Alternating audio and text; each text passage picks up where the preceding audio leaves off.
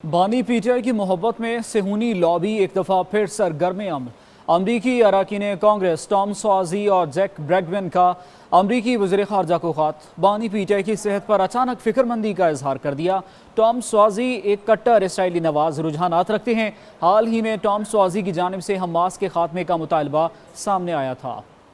सेहूनी lobby और बानी PTI के ताल्लुकात एक बार फिर आश्कार। अमरीका कांग्रेस मेंस टॉम स्वाजी और जैक ब्रैगमैन का अमरीकी वज़ीर ख़ारजा को खत। बानी पीटीआई की सेहत पर अचानक फिक्रमंदी का इजहार कर दिया। टॉम स्वाजी एक कट्टर इसराइली नवाज रुझानात रखते हैं। हाल ही में टॉम स्वाजी की जानिब से हमास के खात्मे का मुतालबा सामने आया था। इसराइल की इस जुनूनी हिमायती को बानी पीटीआई से कौन सी ऐसी उनसीयत पैदा हो गई? इतना तफसीली और मुफस्सल खत लिखना काफी चीजों से पर्दा चाक कर देता है। हकायक बताए कि टॉम स्वाजी सेहूनी लॉबी की रजामंदी के बगैर एक लफ्ज भी मुंह से नहीं निकालता। इसराइल आए रोज बानी पीटीआई की हिमायत और इनकी सियासी मैदान में वापसी के लिए अपना असर और रसूख इस्तेमाल करने में कोशा है। गोल्डस्मिथ फैमिली के जरिए बानी पीटीआई इसराइल के साथ सिफारती ताल्लुकात बहाल कराने के लिए बेहतरीन ऑप्शन है। गोल्डस्मिथ खानदान इसराइल की माली मुआवनत करता है और बानी पीटीआई के लिए लॉबिंग भी कर रहा है। सेहूनी लॉबी पहले ही बानी पीटीआई को अपना असासा मानती है।